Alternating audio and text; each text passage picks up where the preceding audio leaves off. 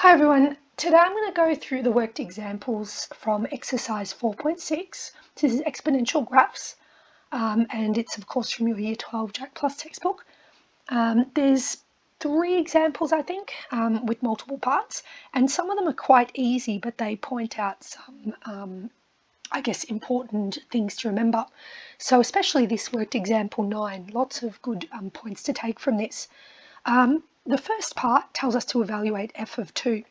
And this seems really easy because, well, it looks like this, negative 5 to the power of 2. Well, negative 5 times negative 5 equals 25. But actually that is not correct. And if you put that into your CAS, if you on your CAS write negative 5 squared, it's going to tell you it's negative 25. And a lot of people don't like that because they know that negative times negative is positive, and indeed it is. But if you want to do on your CAS negative 5 in 1 squared, you need to put brackets, and that'll tell you it's 25, which it is. What this means is actually negative 1 times 5 squared. So in this case, then you can see quite easily that it's going to be negative 25. So negative 1 times 25 is negative 25. So really easy, but just something to keep in mind. If the negative is not in brackets, it's not squared, it's multiplied. So this has further reference to part B, where we have to sketch each of the reflections and the parent graph on the same set of axes. So look, I can tell straight away that this is going to be a reflection about x-axis, and this is a reflection about the y-axis. And this relates back to in chapter 3, where we did the general rule for transformations, and we saw that, well, if the negative is in front of the A, then this was going to be a reflection about the x-axis, and that rule is somewhere here and here. If it's a negative in front of the n value, then it's going to be a reflection about the y-axis. And notice that x comes before y in the alphabet, so your reflection, the yellow one, x, and the purple one is for y. That also applies to a and n values, their dilations affecting, well, about the x and the y as well. But we're looking at reflections today. So you can memorize that and you can immediately see which reflection we're dealing with. However, I am going to show you from a table of values how this works, just so that you can never forget it. So if we have our x values, I'm going to choose -2, 0, and 2. So for no real reason other than they're pretty easy to work with. So I've got y equals 5 to the x. I've got y equals -1 times 5 to the x, remembering that negative is -1 times, for the reason we talked about in part A. And then finally we have y equals 5 to the power of -x. So there's 2 different reflections, and let's see why they work as they do. So when we go a negative power, remember, if you do like this, it's not -25, it's 1 over 5 squared, which is 1 over 25. 5 to the power of 0 is 1, anything to the power of 0 is 1, and 5 to the power of 2 is 25. So that's our first graph, and I might draw those on straight away. It's going to look like this. Just say it's -2, and then this is 0, and then this is 2. So we've got 1 over 25, the really small part is at -2, and we've got 25, the quite large part, over at 2. So that's the shape of the parent graph, which we should know anyway. The next bit, we've got -1 times 5 to the x. Now we've already worked out all our 5 to the x's, so we just times each of those by -1.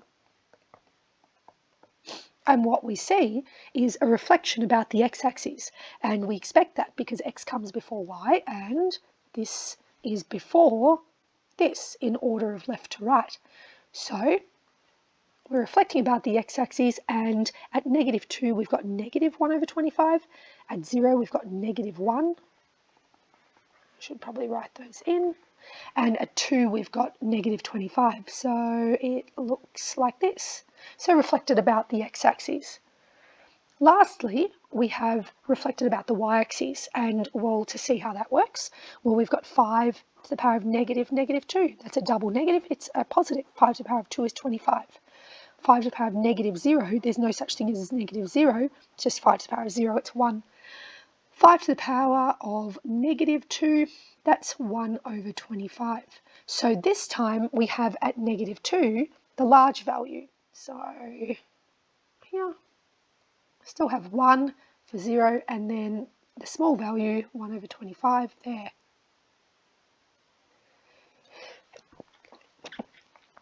So there are our two reflections. So we've got y equals 5 to the x, we've got y equals 5 to the neg x, and of course y equals neg 5 to the x. So it's much easier and better to know which reflection is which, just know which one's reflecting over the x, which one's reflecting over the y.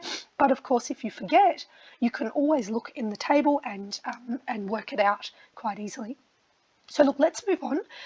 The next part C, express y equals 5 to the neg x in an equivalent form. All right, so we'll let 5 to the neg x. Well, we could say that's 5 over 1 to the power of negative x. And, well, I guess, you know, we want to express it with a positive indice there. Well, I can do that. I can say that, well, this is 5 to the negative x over 1 to the negative x. Well, that's going to be, if I flip them over the vinculum, they become positive. So that can be 1/5. And each of them to the power of x. So that's 1/5 to the power of x. Or you could put a decimal.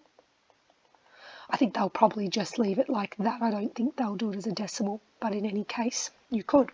So it's good to know that when it's a fraction, especially something like 1/5 or half, you can see that it's actually a reflection.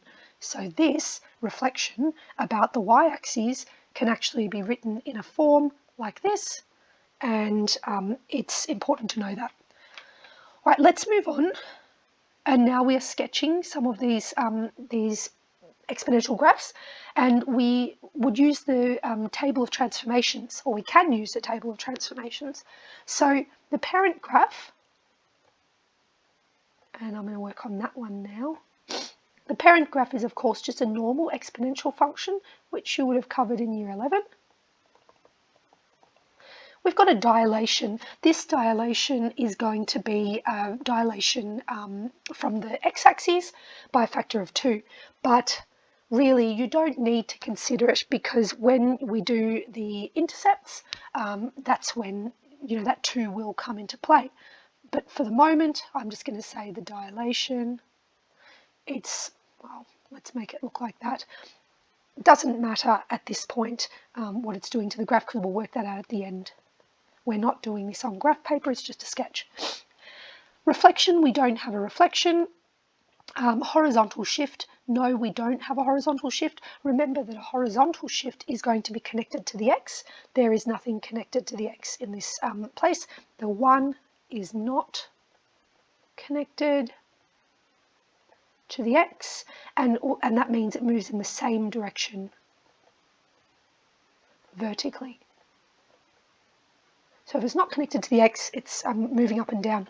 So we have a vertical shift, no reflection, no horizontal shift. We're going up by 1 unit. And actually, I haven't left myself much room there.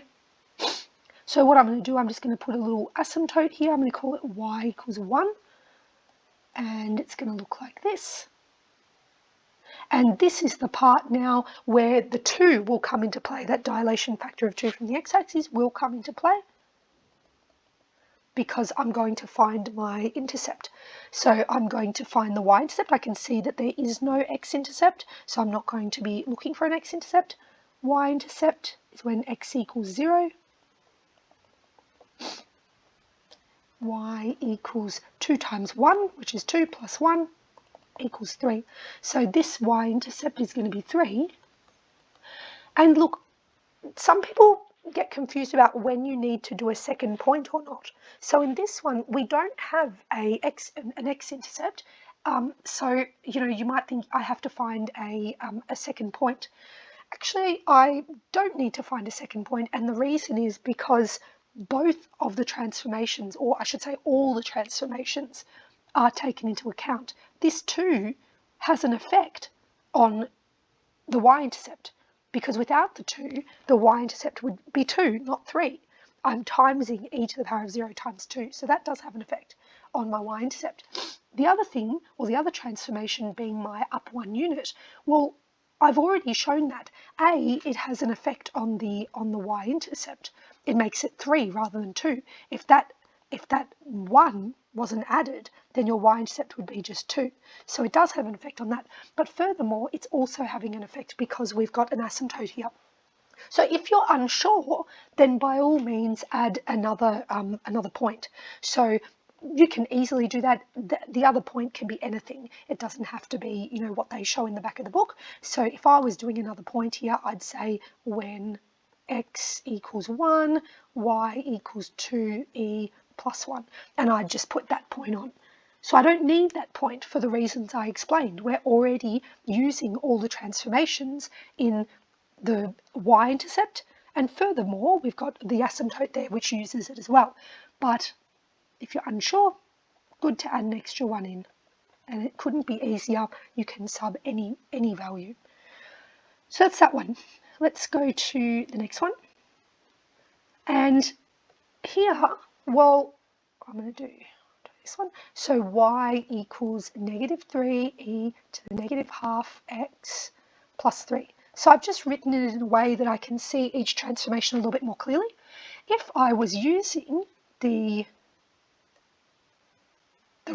general rule for transformation, I could see what dilations are which and what reflections are what. I could also look at the translations, so the horizontal and vertical, but really I think they're very easy to remember. This formula is really handy for quickly identifying dilations and reflections and whether they are from the x or y axis, but your translations left and right, up and down, really I think it's more confusion than it's worth. You can easily identify those without that general rule. So look, let's see, parent graph, I might do it a little bit smaller this time. We could call it the original, y equals e to the x. Dilation, well, I've got, if I had to describe it, this would be a dilation factor of 3 from the x-axis, and then a dilation of factor 1 over half, or 2, from the y-axis. So notice that the dilations, like the reflections, first is x, second is y, because x comes from after y in the alphabet. So dilation factor of 3 from the x-axis and dilation of factor 1 over half from the y-axis. And again, this rule is told to you in this general rule for transformations. So here's the bit where they're talking about 1 over n. You don't need to analyse that, I just wanted to point it out because the dilations, they will come out when we find our points, our intercepts. So let's say it looks like this, and I'm going to write y equals 3e to the neg half x. So that means I've considered dilations so far, and I can see more clearly what I still have to do. So now I'm going to consider the reflections. And we've got both reflections. So in a way, I think both reflections are easier because, well, you flip both ways. You can't go wrong. So y equals neg 3 e to the negative, oh, that shouldn't have been negative there, negative half x. So I'm flipping from my parent graph, I'm flipping over the x-axis and over the y-axis. So I'm going to end up with this. So again, I'm not going to deal with my my dilations or my intercepts yet because I'm going to have to do that once it's all complete. Lastly, we've got a translation up by 3 units. So this here, it is not connected to the x, so it is vertical in the same direction, so going up by 3 units. So just like if you were doing parabolas back in the days of year 10. So going up by 3 units, and it's going to be something like this. And I need to find the intercepts here. So look, this could be wrong. It could look like this. So it could be that my intercepts are positive, or they could be negative, and that's what we're going to find out. So I better label the asymptote, y equals 3. And my equation is y equals -3e to the negative half x and plus 3, wasn't it? It was 3, wasn't it? Yep, it was 3. So let's do the y-intercept. And y-intercept is usually easier, so that's why, I would do that one first. Because if you run out of time or you stuff it up, at least you've got your shape. So this will cancel, that becomes 0. E to the power of 0 is 1. Now look at that, that's 0. So actually neither of my predictions were correct. It goes through here. Now in this case, I'm going to do a second point, so it's 0, 0. And let's say when x is 2, because then we're going to eliminate the negative half there, it's going to become 1.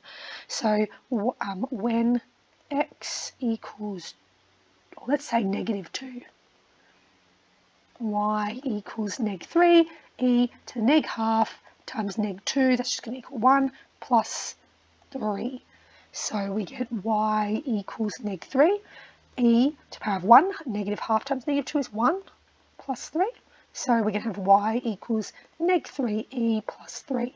And that's, of course, a negative value. You can see it from the algebra there.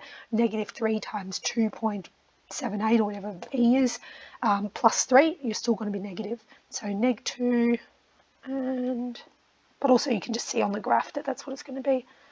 -2 and -3e plus 3. All right, so that completes that one. And look, I didn't really check if I needed that second point or not. Again, you can tell if you need it or not as to whether you have used all the transformations in the graph, in your picture of the graph. Does it show, do each of those transformations make a difference to the y-intercept or the x-intercept or the asymptote? And if any of them are superfluous, so in other words, if you get the same graph without having any of them, then you need one other point to show that that transformation does have some effect. Let's do the last one, and this is going to be our parent graph, y equals e to the x, always the same, obviously. This is a reflection about the x-axis. So I mean, you can do that with a table if you want, but it takes a little bit of time. If you know that it comes first, then it's x comes before y, then it's a lot easier for you. The dilation of 1/4. So I'm just going to put the dilation and reflection in 1 here. So flip over the x-axis. And we have, that would be y equals -1/4 e to the x. And that means we've just got the +1. And this +1 is connected to the x. So it's connected to the x, so it goes the opposite direction. And it's, well, along the x-axis. So horizontal, I should say. So these are all things we know, even from parabolas. So my graph here, I'm moving over by 1 unit in the negative direction of the x-axis. So all that's going to happen is that, say this is at 1, it's going to move over to 0. So really you just got a lower part of the graph on the y-axis, and that is not something you can show to scale because we're just doing a sketch. So really, I mean, when we find the intercepts, that's when we're going to be able to see how that has made some effect. So now this is y equals -1/4 e to the x plus 1. And let's do y-intercept. So -1/4 e to the 1. So that's just -1/4 e.